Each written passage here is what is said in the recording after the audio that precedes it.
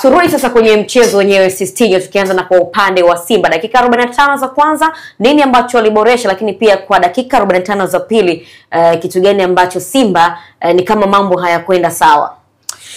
Kwa dakika 45 za kwanza zile standards ambazo tulizihitaji kutoka kwa wakati tunafanya pre-match analysis in relation kwenye ile mechi yao walitoka kucheza Morocco, si ndio? Tulisema ili waweze kushinda hii mechi wanahitaji maboresho fulani ambayo tuliona first half. Maboresho hayo ni yapi? Mentality, winning mentality iliyokuwepo Morocco na iliyokuwepo leo tofauti. Lakini fighting spirit, namna wanavyocheza kwa kupambana leo na siku ile tofauti. Kwa hiyo kwenye hapo tu ambao sasa hapo ni unaanzia kwenye akili, si wadai, si ndio? Lakini ukirudi kwenye uwanjani namna walivyotimiza vitu kwenye dakika 45 za kwanza, unaweza kusema dhidi ya Berkane ambao kwenye miaka hii mitano wana finali nyingi walizocheza huko wakiwa wametoa moja, uwezi kuadai na hii ni ya pili, si ndivyo? Nikianza kwenye mbinu, of course sisi tunajua formation wise Simba wanaicheza mechi wakiwa na 4-2-3-1. Hii ni tradition formation yao kuanzia msimu unaanza. Na hao Berkane walikuwa na 4-1-4-1, si ndivyo?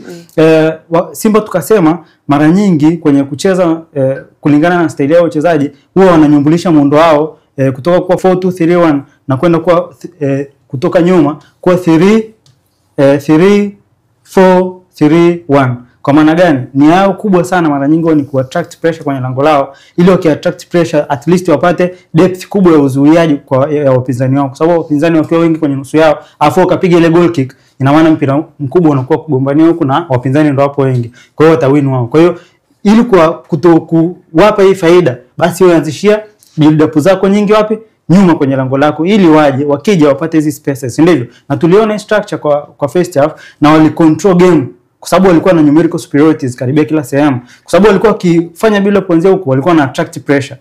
Hawa watamzidi Osam Lamlui, si ndivyo? Kwa maana hawa wanafanya build up, kama endapo Berkane watapress. Lakini kwenye mstari wa pili Simba ndio wenye mpira na options zao za kuprogress build up ni mbili.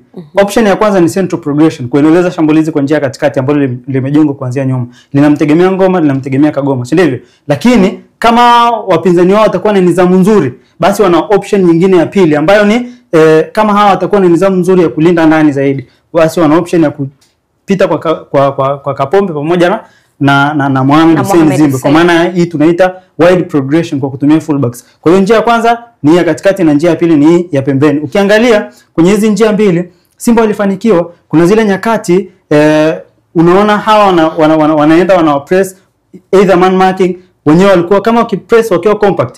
Simba wakishindwa kupita katikati, basi unaona Kagoma, Chemalon na Chamu wanachagua kupita kwa watu wa pembeni.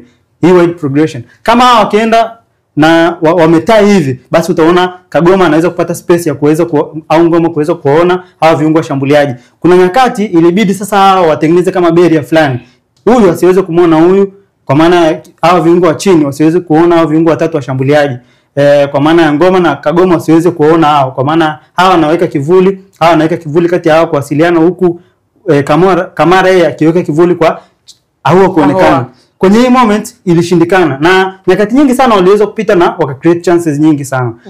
Mfano ni chance ya goli ilitokea kwenye moment kama hii. Au yeye ilibidi kwa sababu ya hiki kivuli, hii barrier, hawa pembeni wamekuwa marked, hawa wametengeneza hii barrier ya hao ili kuwasiliana na huyu mmoja. Kwa hiyo ikabidi yeye ashuke chini kwenda kuungana na Ngoma na Kagoma ili aweze ku-overcome hii barrier. Na hii moment nafikiri ilikuwa ni moment pia ya goli ilitokea kwenye mazingira kama haya. Baada ya huo kutoka katikati kuja kusaidia hii progression ya central progression ili kubiti hii barrier ya Berkane, ilibidi Mpanzu ashuke akapokea mali kwenye ile moment ya goli, akaenda aka-assist wakati nahisi Mutale ndo alikuwa juu. Kwa hiyo ikabidi Mpanzu aingie ndani, then ndo ile moment anachenga, anaenda ana-assist goli. Kwa hiyo unaona namna ambavyo kwa siku leo waliweza control game.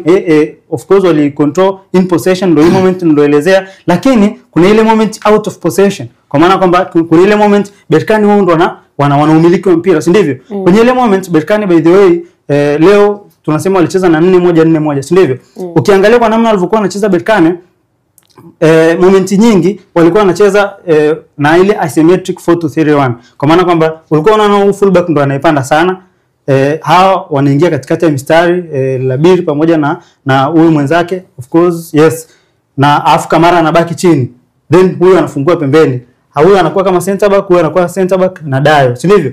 Kwa hii style walivyokuwa wanacheza Simba walikuwa wanaweza kwa press vizuri, ndio maana hawajatengeneza chances nyingi, hasa kipindi cha kwanza. Walikuwa wanaweza kwa press kuanzia mbele, hawa watatu wakaweka beria, hawa watatu kuweza kuwasiliana na wenzao, wanaweza kuprogress build up. Walikuwa wanaweka pressure kwenye mpira, hawaachi wawe free, hawaachi wawe creative. Na hata Simba kuna zile nyakati wakipoteza mpira sehemu yote uwanja wanakuwa wanatoa pressure nzuri. Bila mpira na mpira walitoa pressure nzuri. Kwenye moments za set pieces, kwa dakika za kipindi cha kwanza nyingi kabla ya zile dakika za majeruhi za kipindi cha kwanza, walikuwa vizuri kuzizuia. Moment ya hatari ilikuwa moja tu na ilikuwa mwishoni. Kwa hiyo naamini walikuwa na mechi bora. Kipindi cha pili, kadi nyekundu ya Yusuf Kagoma imeathiri vipi mchezo? Imeathiri kwenye moment mbili. Unajua ukitaja wachezaji ambao ni uti wa mgongo Simba huwezi kuacha kumtaja Kagoma. Kabisa. Kwa sababu yeye anaisaidia timu kwenda mbele. Kwa maana ile wakiwa in possession, lakini anaisaidia timu out of possession sana.